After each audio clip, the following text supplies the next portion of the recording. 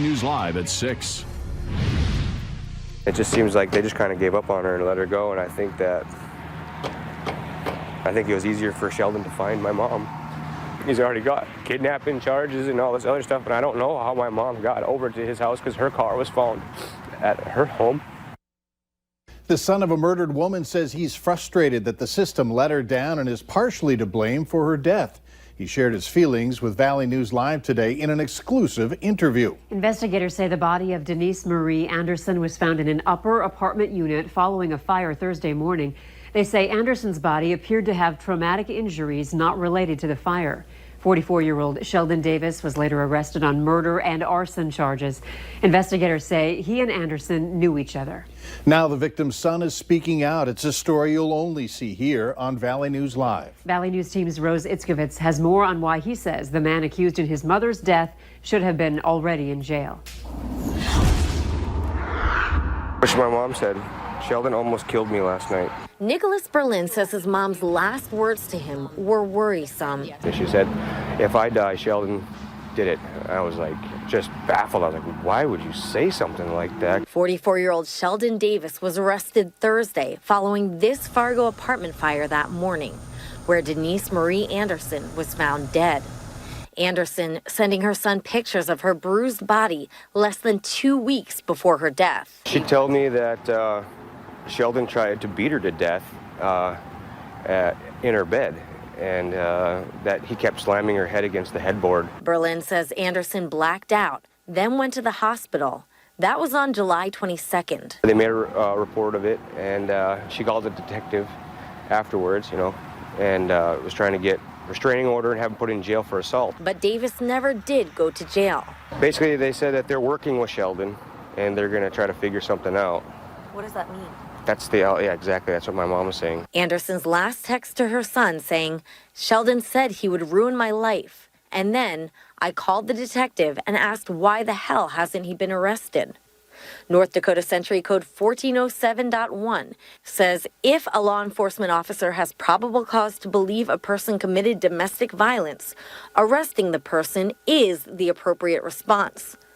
But Fargo police tell me their investigation showed Anderson and Davis's relationship did not fit into that Century Code's criteria, since they were no longer a couple. Davis's criminal background includes kidnapping, sexual assault, and multiple counts of battery, terrorizing, and domestic violence. In Fargo, Rose Itzkovitz, Valley News Live. We requested police reports on Sheldon, but Fargo police tell us the cases are now being used as part of a homicide investigation and are not open to the public at this time. Bemidji police are asking for help locating a 16-year-old. Skyla Barrett was last seen at 705 18th Street Northwest in Bemidji today around 12:30. Authorities say it appears that she left voluntarily. She stands 5 feet 3 inches tall. She weighs 140 pounds, has brown eyes and brown hair. She was last seen wearing a black shirt, multicolored leggings, and white sandals. Police believe she may be in the Red Lake area. Anyone with information is urged to call police. The phone number's on your screen right now, 218-333-9111. After getting that morning shower, we return to warmer temps and a bit of a breeze today. Still nothing that should prevent any outdoor activities tonight. Hutch is here with details in your no-wait forecast. Hutch? Sidewalks and streets in the FM area are starting to get wet. A few showers pushing through the FM area and parts of Cass County. Now there's thunderstorms to the north. More on those momentarily. We had a brief shower work its way through the FM area here just moments ago. With more developing down to the south, we may not be done yet. Valley City, same thing goes.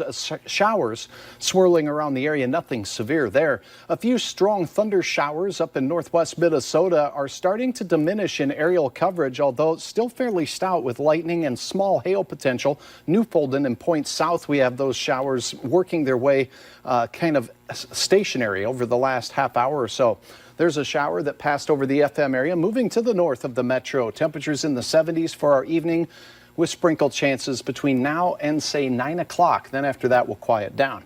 Grand Forks, I think you stay dry. Temperatures still in the 80s now, and we'll dip into the 70s by bedtime. Hey, it looks like a summer-like weekend here as our first weekend in August holds true.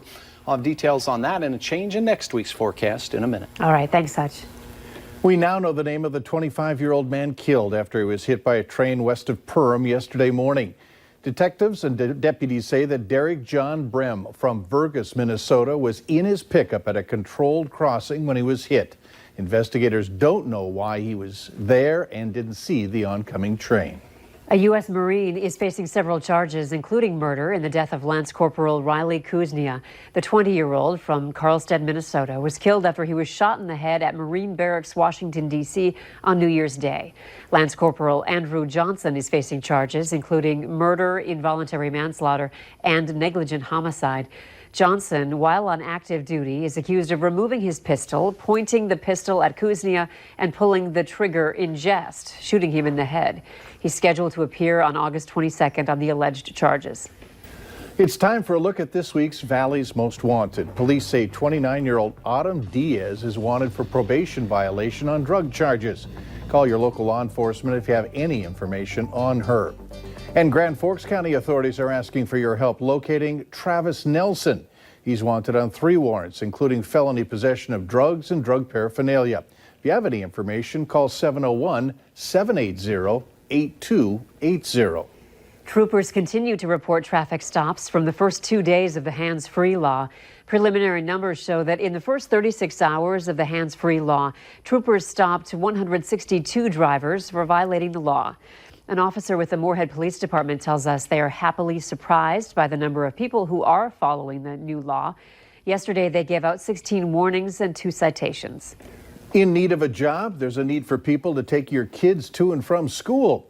A spokesperson with West Fargo Schools tells us they're looking for bus drivers, and they're not alone. Valley Bus, who covers routes for Fargo Public Schools, says there's been a steady shortage of school bus drivers for about 5 years. A spokesperson there telling us that the lower unemployment rate in the FM area has something to do with it. Also, it's because of the non-traditional part of the job, which often entails split shifts, and people can be apprehensive about working with kids. This shortage also extends into Minnesota. The transportation director with Moorhead Public Schools tells us it's more of a nationwide issue. He says there are a lot of requirements needed to get that position. Later on Valley News Live at 6, a summertime run-in with the law. What goes into making a youth academy fun and educational for kids? And temperatures in Fargo after our morning showers totaling over 0.8 of an inch hit the low 80s this afternoon. Look at Grand Forks, 88 your sizzling high temperature. Clouds building and a few sprinkles continue to pass through for some. Your forecast is next.